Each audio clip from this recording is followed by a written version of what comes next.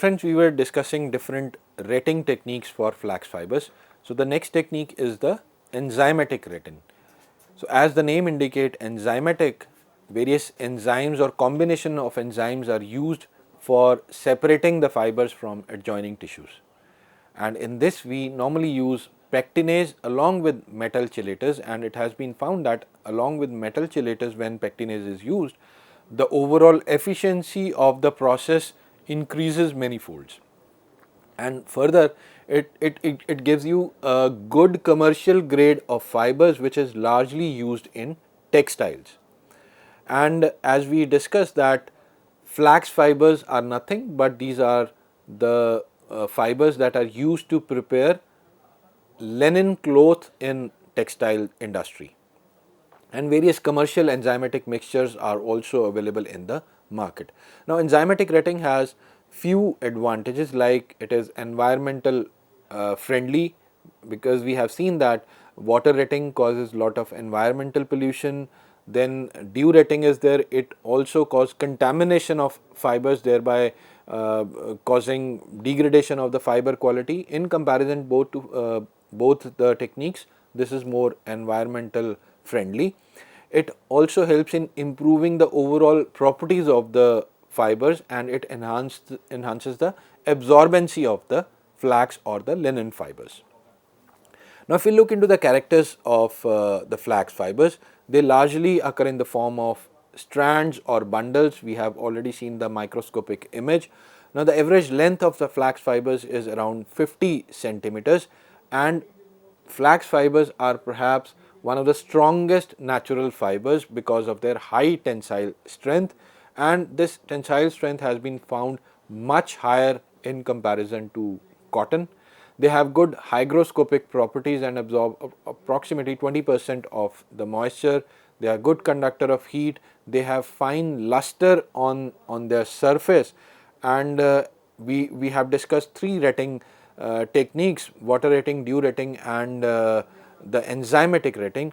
And over the period of time, it has been found that water retting gives the maximum lustrous fibers, and therefore they are considered as the fibers that are obtained by water retting are considered as the best for the textile industry. Now flax fibers have a natural insect repellent properties, and they also provide UV protection.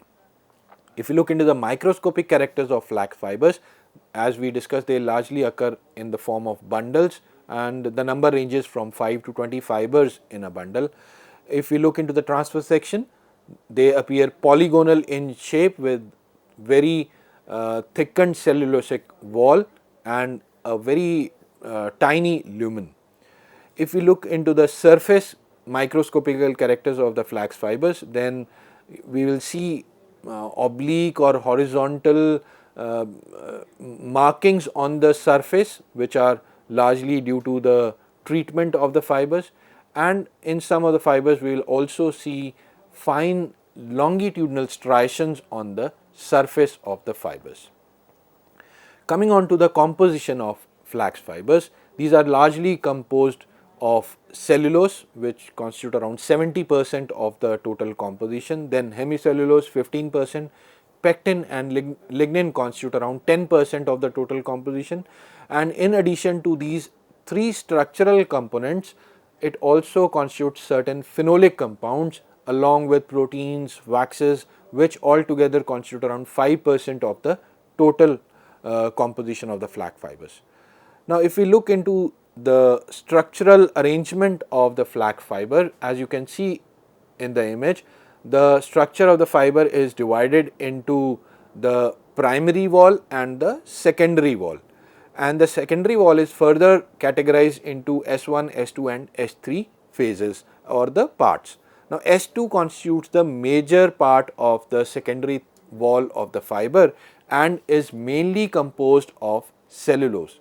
Now the cellulose microfibrils in this S2 region are not parallelly arranged, but they are arranged at an angle of 10 degrees. So we can say that fibers are arranged in an oblique manner, and because of this oblique manner or oblique arrangement of these cellulose microfibrils, these are responsible for the major physical and mechanical strength of the fibers.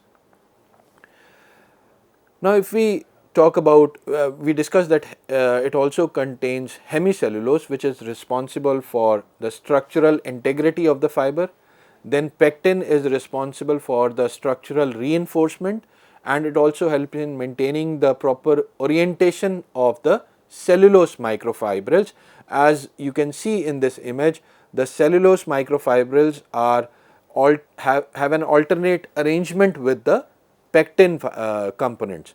So, therefore, these pectin components help in maintaining the proper orientation of the cellulose microfibrils, whereas lignin, though lignin is again responsible for the structural integrity of the fiber or providing the mechanical strength to the fiber, but if excess of lignin is present, then it will lead to the poor elasticity of the fiber. It will also help in it will also prevents the blending of flax with other cellulosic fibers in the textile industry, and it also reduces the accessibility of cellulose to the degradation both in biofuel synthesis and paper production. Now, coming on to the chemical test for flax fibers, we have coexam test, which is also known as copper ammoniacal solution test, and copper ammoniacal solution is prepared by mixing cupric hydroxide in aqueous ammonia, and when the fibers are treated with coexam reagent, then the fiber swells uniformly and lumen show a worm-like appearance. Second is the caustic soda test. When the fibers are treated with caustic soda and observed under microscope, they give a fibrillar appearance under the microscope.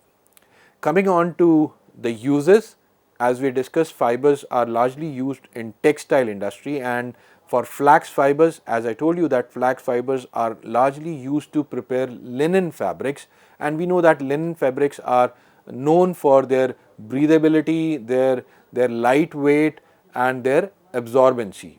So, we can say that flax fibers have a large and wide usage in textile industry, not only for preparation of fabrics, but also in the preparation of napkins and handkerchiefs. These are also used in eco-friendly constructions, wherein flax fibers are used for preparation of insulation panels, chipboards.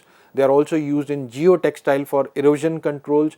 Geotextiles are nothing, these are the mat-like structures or mat-like, I will say fibers are converted into mat-like structures that are largely used to prevent the soil erosions, and because these are biodegradable, they also support the greeniness of the technique. Then flax is also used in paper production because of its high tensile strength, high rigidity. These fibers are used in manufacturing currency notes. These are also used in preparation of cigarette papers and book binders. Fibers are also used in composite materials and automotive uses. Because of their high tensile strength, these are used in reinforced composites for building material and furnitures. In automotive industries, these are used to prepare door panels and trunk liners. These are not only used because of their high tensile strength, but again because of their low weight. And when such material is used, it reduces the overall weight of the vehicle, which also contributes in improved fuel efficiency and lower emissions. Flax fibers are also used in rope industry and in manufacturing of industrial threads, again because of their durability and resistance to erosion. So friends, this was all about the flax fibers. Now we are going to discuss about cotton fibers. Now cotton fibers are largely obtained from the trichomes that are present on the epidermis of the seeds of Gossypium species, and 4 major Gossypium species which belongs to Malvaceae family, are used to produce cotton fibers of commercial grade. First one is Gossypium hirsutum. Perhaps hirsutum name was given because of its hairiness, and this is commonly known as upland cotton, American or Mexican cotton. Then we have Gossypium barbadens, which is commonly known as Cyrol cotton, Egyptian cotton or extra long staple cotton or Sea Island cotton or Paima cotton. Then we have Gossypium arboreum or arboretum and Gossypium herbaceum. Now, amongst these four species, Gossypium hirsutum is the species which contributes around 90% of the total global cotton, whereas Gossypium barbadens, which is indigenous to South American countries, it contribute to around 5 to 8% of the total global cotton, whereas other two species, that is Gossypium arboreum and Gossypium herbaceum, these are indigenous to India and Pakistan, or commonly also known as Desi cotton, and they contribute to 2% or even less than 2% of the total global cotton demand. Now, coming on to the cultivation, harvesting and the fiber preparation of cotton. Now, cotton grows widely in warm climate, and most of the world's cotton is grown in either in US, Uzbekistan, China or India. Apart from these four major countries, other countries like Brazil, Pakistan and Turkey are now becoming the leading cotton growing countries along with the four major producers.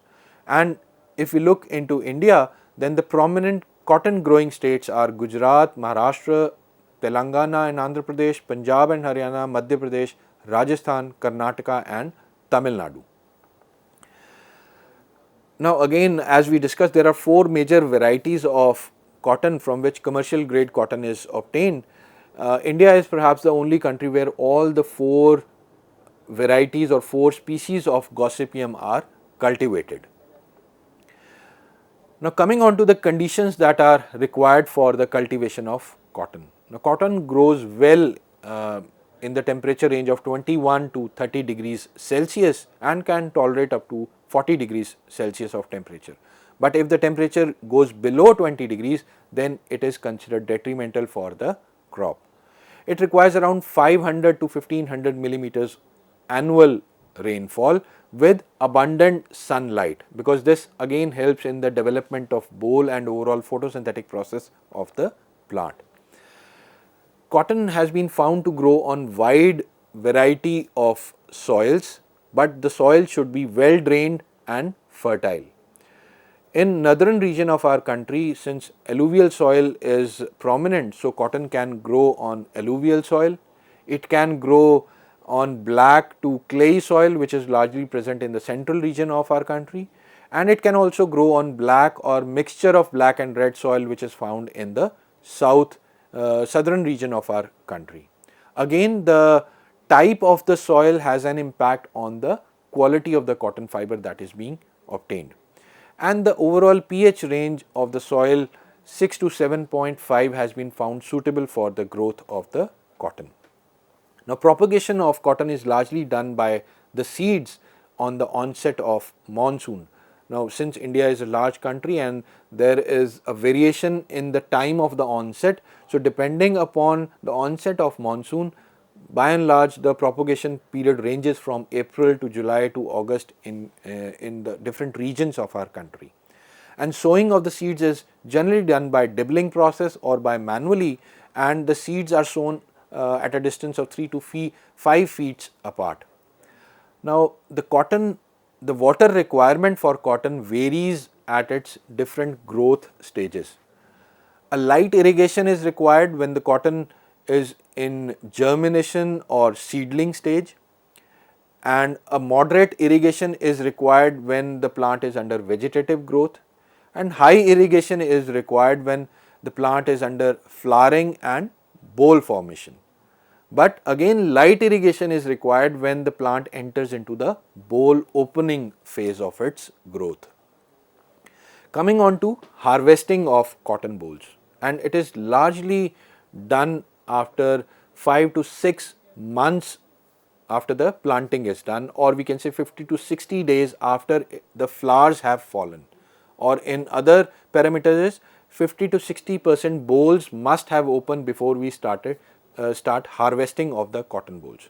Again, harvesting is done either manually or mechanically, and always dry weather is preferred. When we go for mechanical collection has an advantage that bolls are collected and seeds are immediately separated, but it has a disadvantage that sometimes weeds or other vegetative debris is collected along with the bolls, cotton bolls. Now, once the harvesting is done, the post harvesting handling includes drying of the harvest, which is done under sun, then cleaning of that harvest, which is generally done to remove any kind of other vegetative material that has come along with the bolls, and then they are stored in a clean and dry area before they are transported to the ginning facility, which is the next step of the post harvest handling. So, after storage, the cotton bolls are subjected to ginning. Now, ginning is a process wherein it is separated from the seeds. Earlier ginning was done manually, but now by and large ginning process is done mechanically with the help of machines. Ginning is followed by cleaning, wherein small size fibers are separated or the fragmented fibers are separated, and once they are separated, the remaining fibers are packed in the form of bundles, and this process we call it as the baling process. The cotton that is packed in the bundles or produced after baling is generally considered as the raw cotton, and this raw cotton is having very low absorbency in comparison to the cotton which we normally use at our homes or in hospitals, and therefore this raw cotton is sometimes also referred to as non-absorbent cotton. Now, in order to convert this non-absorbent cotton into absorbent cotton, certain chemical treatments are done, and first step is the scouring process or scouring step, wherein the raw cotton is treated with the caustic soda at elevated temperatures. Now, why the raw cotton is non-absorbent and treated cotton is absorbent? The reason lies in the composition of the cotton fibers. Now, the raw cotton has a layer of cuticle which is nothing but a mixture of certain waxy or pectinaceous substances that makes the cotton fiber hydrophobic or prevents the absorption, and therefore we call them as non-absorbent cotton. So, by scouring process or treating it with caustic soda, those waxy material or the components of the cuticle layer, they get saponified, and once they get saponified or loosen up, then they are subjected to washing process, wherein all those waxy material are washed off from the cotton fibers. Then these fibers are subjected to bleaching process, which basically enhances the overall physical appearance of the cotton fibers, and in this the fibers are treated with hydrogen peroxide or the bleach solution, that is sodium hypochlorite. This enhances the whitening of the fiber and also removes the coloring matter from the fibers. Again, the fibers are subjected to washing, and the final step is the finishing step, which is done by treating the fiber with butoxyethyl stearate reagent. Now, coming on to the characters of fibers, if we look into the macroscopic or morphological characters of the cotton fibers, raw cotton or the non-absorbent cotton is slightly brownish in color with a silky texture. Again, this silky texture is largely due to the presence of that cuticle layer over the trichomes of the Gossypium plant, whereas the processed or the absorbent cotton is white in color because of the bleaching process and have a soft texture in comparison to the non-absorbent or the raw cotton. If we observe cotton fibers under microscope, then cotton fibers appear twisted when they are dry and they are overlapping. Again, this twisting nature or twisted nature of the fibers help these fibers into spinning. So, higher the number of twist in a fiber, higher its spinning capability, and it's considered as a good quality fiber. The edges of the fibers are flat. The non-absorbent cotton or the raw cotton has non-uniform thickness of cell walls.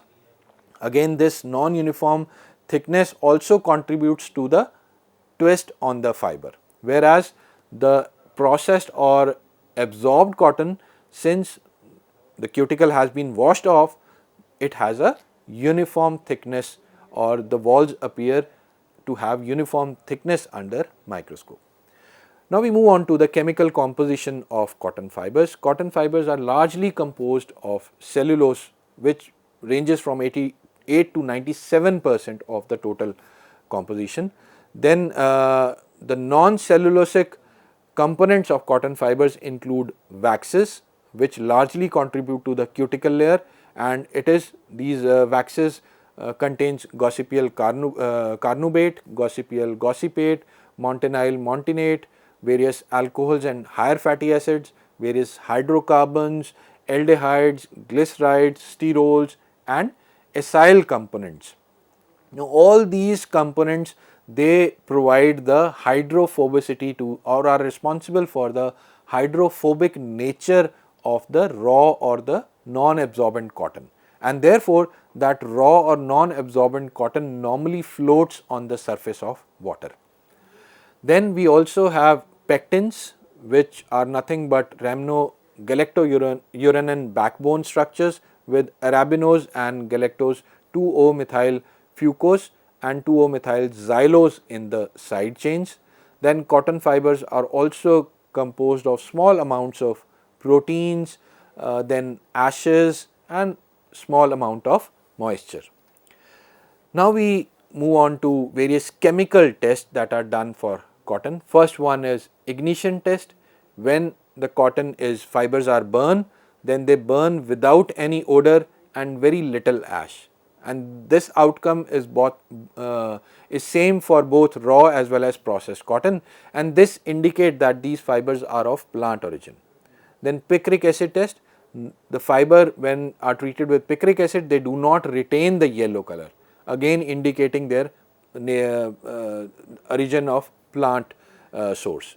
Then when these fibers are treated with Millen's reagent, the fibers remain colorless. So all these ignition, picric and Millen's tests, they help in establishing their origin from the plants. Then we have 5% potassium hydroxide test. Both the fibers remain insoluble. Now this test helps in differentiating cotton fibers from silk and wool. Then we have HCl test. Again, both raw and processed cotton fibers remain insoluble. This test helps in differentiating cotton fibers from silk and nylon. When cotton fibers are treated with sulfuric acid, either 60% and 80%. So if fibers remain insoluble in 60%, but they get solubilized in 80% sulfuric acid, again this helps in differentiating cotton fibers from jute, hemp and wool fibers. Next we have is iodine test, wherein fibers are treated with N/50 iodine followed by treatment with 60% sulfuric acid. Both the fibers, they develop blue color owing to the cellulosic and hemicellulosic nature, and this test also helps in differentiating it from jute, hemp, wool, silk and rayon. Next test is Shirla stain test, wherein the fibers are treated with Shirla stain C for 5 minutes and they are washed. Now this test helps in differentiating raw and processed cotton. Raw cotton fibers, they attain pink color, whereas processed cotton fiber, they will attain reddish to mauve color, and again this helps in differentiating cotton fibers from flax, jute and hemp. Next we have is chlor zinc iodine test. Both the fibers will attain blue color because of cellulosic nature, again distinction from jute. And the last is the coaxum test. Again this test will help in differentiating raw and processed cotton. When raw cotton fibers are treated with coaxum reagent, the raw cotton fibers, they show swelling with ballooning effect, whereas the fibers of processed cotton, they swell uniformly and eventually they dissolve. Now the ballooning process is largely due to the uneven thickenings of cuticle that are present on the surface of the raw cotton. So we discussed that raw cotton fibers, they have a cuticle layer on their surface which makes them hydrophobic or non-absorbent. So when we treat those fibers with coaxam reagent, the reagent causes the swelling of those walls, and since walls are present with non-uniform thickening, when they swell they give a ballooning appearance. On the contrary, the processed cotton fibers, since cuticle uneven thickenings of cuticle have been removed, they swell uniformly. So these are the two tests, coaxam test and Shirla stain C test, that helps in differentiating raw and the processed cotton fibers. Now we move on to the uses of cotton fibers. These are largely used in manufacturing of cotton cloth, therefore in textile industry. Again, these fibers have wide usage in pharmaceutical industry, paper industry, and they also help in the production of rayon and cellophane because they are largely also used as the source of cellulose. If we talk about the usage in pharmaceutical industry, cotton fibers are largely used in manufacturing of surgical dressing material because of their high absorbent property. They are also used in preparation of sterilized absorbent cotton, which is used in hospitals and in surgeries. In pharmaceutical industry, cotton fibers are also used for manufacturing of filtering media, therefore they help in clarification of liquids in pharmaceutical preparations. They are also used in preparing plugging and padding material. So plugging materials can be used for test tubes, for bottles, even for ampules, whereas padding material can be used for packing of the fragile items like ampules or certain bottles even.